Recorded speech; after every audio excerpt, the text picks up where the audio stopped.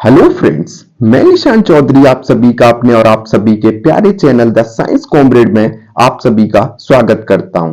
बच्चों, ये जो मेरा वीडियो है वो class 11th, class 12th, IIT, NEET इन सब के लिए रहने वाला है। बच्चों, आज मैं आपको बताऊंगा जो बेसिक्स मैथमेटिक्स आप फिजिक्स में पहला चैप्टर पढ़ते हो उसको कैसे अप्रोच करें, किस प्रकार उसको पढ़ें कि जो क्लास 11th और क्लास 12th की फिजिक्स है उसमें आपको पूरी फिजिक्स में कहीं पर भी कोई दिक्कत ना हो। क्यों? क्योंकि आप सभी को पता है जो बेसिक्स मैथमेटिक्स ये एक ऐसा चैप्टर है जिसके बिना आप पूरी फिजिक्स को कर ही नहीं सकते।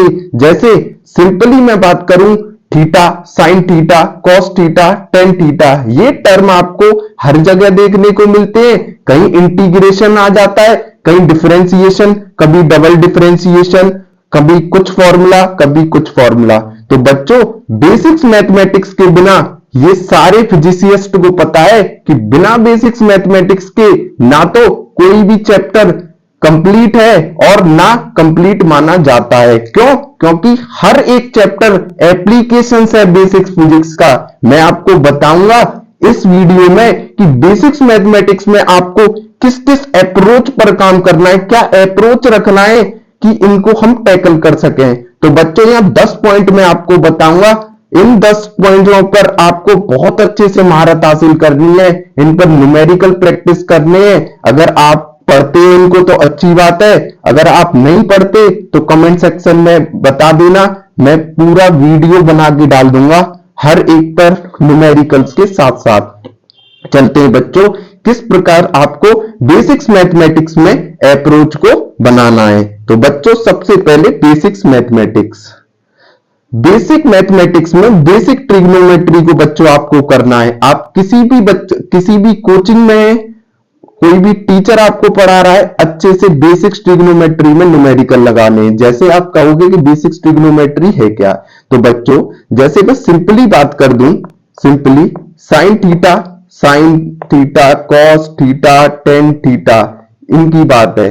यानी आपको पता होनी चाहिए साइन 30 की वैल्यू क्या होती है, कॉस 45 की वैल्यू क्या होती है, टेन 30 की वैल्यू क्या होती है, टेन 90 की वैल्यू क्या होती है। इन सब की बात कर रहा हूं। इन सभी को टी रेशियोज बोलते हैं बच्चों। क्या बोलते हैं? T ratio. तो पहला टॉपिक है बेसिक ट्रिग्नोमेट्री। बच्चों, 0 डिग्री से लेके 90 डिग्री तक आप सभी के टीचर जहां भी आप पढ़ रहे होंगे, हरेक ने आपको टेबल नोट कराई होगी। आपको उस टेबल को याद करना है और ज्यादा से ज्यादा प्रैक्टिस करनी है ताकि वो आपके दिमाग में बिल्कुल छप जाए। तो बच्चों, बेसिक्स ट्रिग्नोमेट्री में आपको साइन 30, साइन 45 इन सब की पर काम करना है। तो बच्चों, इसको मिटाता हूं मैं, फिर चलते हैं दूसरे टॉपिक की तरफ। तो बेसिक्स ट्रिग्नोमेट्री समझ में आई आपको क्या करना है। उसके बाद एंगल इन रेडियन। अब मैं आपसे बोलूं, आप सबको सिंपली पता है कि एंगल किसमें होता है? डिग्री में होता है। आप सभी को पता है, मुझे भी बताने की जरूरत नहीं है किसमें होता है, डिग्री में। जैसे मैं सिंपली लिख दूं 45 डिग्री, ये मैंने क्या लिख दिया बच्चों बताओ? 60 डिग्री। आपको डिग्री में पता है, ये क्या लिख दिया बच्चों? 120 डिग्री। लेकिन रेडियन में भी आपको पता होना चाहिए। रेडियन जैसे सिंपली एक दोस्त आपको पता भी होंगे, जैसे मैंने ये लिख दिया π/2, आप सभी को पता है ये रेडियन में 90 डिग्री है। जैसे मैंने लिख दिया पाई, आपको पता है ये रेडियन में 180 डिग्री है। डन बच्चों। तो इसका भी, तो इसका रिलेशन और इस पर न्यूमेरिकल कन्वर्जन आपको पता होना चाहिए। दूसरा, अब चलते हैं बच्चों ट्रिग्नोमेट्रिक फॉर्मूले की तरफ, इसको मिटाते हैं और तीसरे टॉपिक की तरफ चलते हैं। तो ये भी दूसरा बहुत इंपॉर्टेंट हो जाता है बच्चों, इसको भी आपके गुरुजी सर ने करा चुका होगा। अब आ जाते हैं तीसरा, ट्रिग्नोमेट्रिक फॉर्मूला पर। बच्चों, ट्रिग्नोमेट्रिक फॉर्मूला भी इंपॉर्टेंट है, हालांकि आपको तीन ही पढ़ने हैं। सबसे पहले आपको पता भी होगा कि किसकी बात कर रहे हैं। आपको ये सबने पढ़ा होगा, sine square theta plus cos square theta is equal to 1। ये सिंपल वाली 2-3 फॉर्मूले हैं, इनको आपको पढ़ना है, बहुत इंपॉर्टेंट है बच्चों। ट्रिग्नोमेट्रिक फॉर्मूला ये कहीं पर भी यूज हो जाते हैं। देन हम चलते हैं चौथी तरफ, डबल एंगल फॉर्मूला, ये भी इंपॉर्टेंट हो जाते हैं। ये भी 5-7 फॉर्मूले हैं। जैसे मैं सिंपल बता दूं, डबल एंगल फॉर्मूला में कौन सा आ जाता है, जैसे साइन 2 थीटा ये आ जाता है। इसका क्या होता है, 2 साइन थीटा कॉस थीटा, ऐसे करके ये वाले सारे। अगर बच्चों इन पर आपको डिटेल वीडियो चाहिए तो मेरे कमेंट बॉक्स में डाल दें, तो मैं डिटेल सारे टॉपिकों पर जो जो बेसिक्स मैथमेटिक्स में इंपॉर्टेंट है उन पर वीडियो बना दूंगा एक चैप्टर में। अब चलते हैं आगे, एडिशन और सब्ट्रैक्शन फॉर्मूला, इसको कैसे अप्रोच करेंगे। तो ये ऐसे आपने पढ़ा होगा, साइन ए प्लस बी, ये वाली चीज कह रहा है। कहने का मतलब है सिंपली ऐसा एंगल जो आपको पता नहीं है लेकिन आप स्प्लिट करके बता सकते हो। जैसे एग्जाम में आ गया साइन 75 की वैल्यू निकालो, अब आपको नहीं पता, आप स्प्लिट कर सकते हो इसको, बिल्कुल 30 प्लस 45, तब इसका फॉर्मूला बनता है बच्चों साइन ए प्लस बी का। आपको पता नहीं है तब भी आपको सीखना है, sign A cos B plus cos A sine B. तो इससे क्या है, साइन 75 की वैल्यू चुटकियों में निकल जाती। लेकिन अगर आपको एडिशन और सब्ट्रैक्शन फॉर्मूले नहीं आते तो साइन 75 पर बच्चे घबरा जाते हैं। क्लियर बच्चों, तो एडिशन और सब्ट्रैक्शन फॉर्मूला को भी जानना आपको इतना ही मोस्ट इंपॉर्टेंट है जितना ट्रिग्नोमेट्रिक फॉर्मूला और डबल एंगल फॉर्मूला को जानना है। अब चलते हैं 4 क्वाड्रेंट और उसके साइन कन्वेंशन, इनको भी जानना इंपॉर्टेंट है। अब इनको क्यों जानना इंपॉर्टेंट है ये आपके गुरुजी आपको बताएंगे।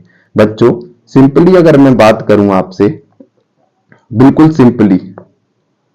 सिंपल शब्दों में, मुझे एक चीज बताओ, मैंने आपके सिंपल शब्दों में लिख दी साइन 120 की वैल्यू निकालना बच्चों। अब आधे से ज्यादा बच्चे मूर्छित हो जाएंगे अगर क्वाड्रेंट और साइन कन्वेंशन नहीं पढ़ा।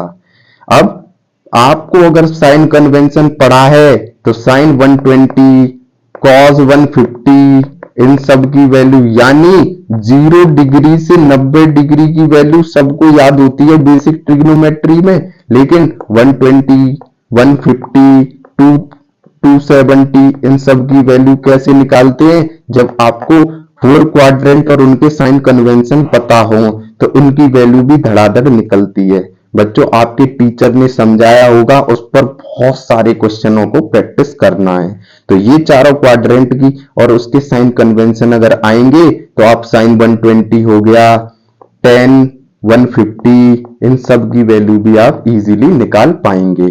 अब चलते हैं बच्चों आगे 7वीं कंडीशन पर, 7वें इंपॉर्टेंट टॉपिक पर। तो ये 6 थे, अब 7वां है बच्चों डिफरेंशिएशन। बच्चों डिफरेंशिएशन क्या है, किसी भी एक डिस्टेंस को विभाजित कर देना यानी डिवाइड कर देना। इस ये जो डिफरेंशिएशन है उसके बहुत सारे फॉर्मूले हैं बच्चों, बेसिक्स फॉर्मूले से लेके एडवांस लेवल तक चले जाते हैं। टी रेशियो, ट्रिग्नोमेट्रिक रेशियोज में भी डिफरेंशिएशन का यूज होता है बच्चों। इसके एप्लीकेशन आपको काइनेमेटिक्स में मिलेंगे। काइनेमेटिक्स में जैसे मैं बता देता हूं थोड़ा सा, जब बात कर ही रहा हूं, जैसे सपोज करो आपको पता है डिस्टेंस वेलोसिटी, डिस्टेंस या डिस्प्लेसमेंट, क्योंकि कुछ बच्चे कंफ्यूज हो जाते हैं, वेलोसिटी और स्पीड और एक्सेलरेशन। अगर बच्चों आपको वेलोसिटी या स्पीड पता है तो आप डिस्टेंस निकाल लेंगे। कैसे निकालेंगे, v is equal to d s upon d t, ऐसे निकालेंगे बच्चों।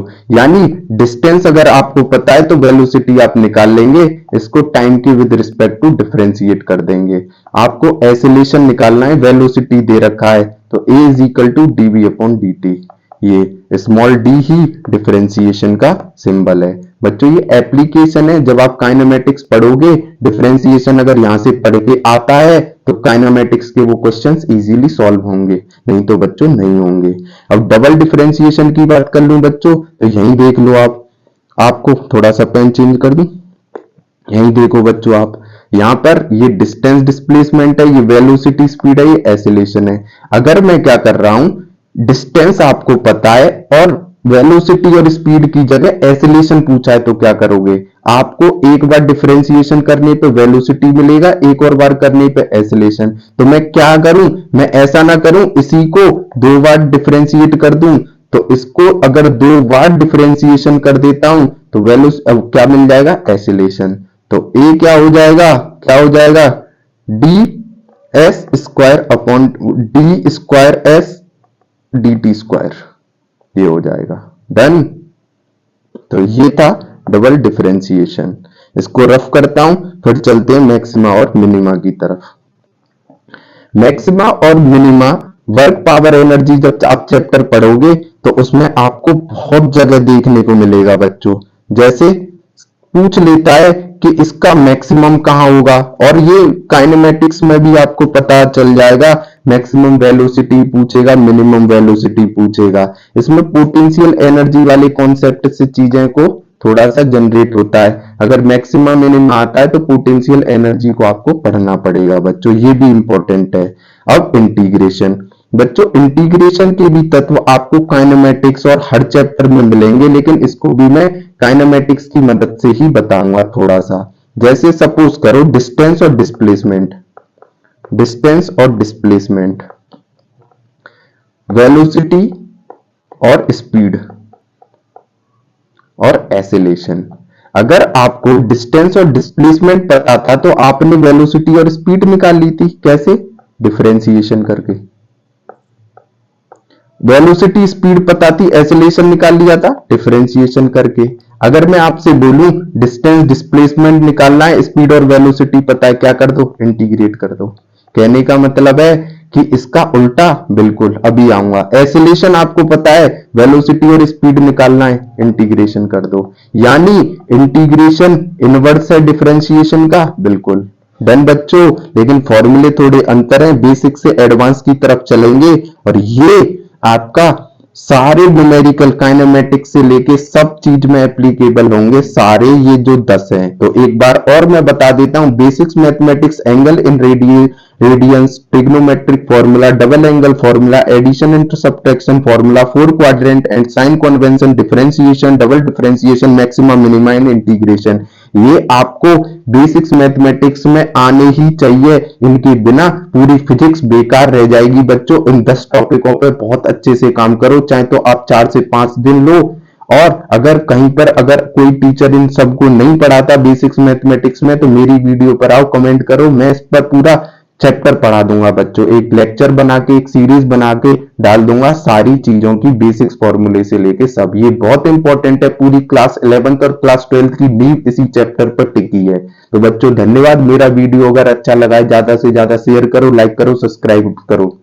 ये मेरा वीडियो है वो ड्रॉपर्स नीट के लिए भी है, आईआईटी के बच्चों के लिए भी है, क्लास 11th के बच्चों के लिए, क्लास 12, सब जो भी फिजिक्स पढ़ते हैं सबके लिए है। धन्यवाद बच्चों।